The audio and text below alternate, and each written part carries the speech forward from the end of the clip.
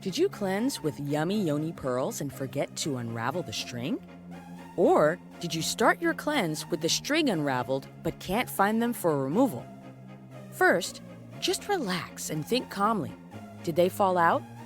If you do not insert them deep enough, you risk the chance of the Yummy Yoni Pearl sliding out prematurely. If this isn't the case, no worries. Wait until your 3-day after insertion is over to begin this process, so you don't waste a cleanse. Start with clean hands. Just lay on your back with your knees to your chest. In this position, push like you're having a baby.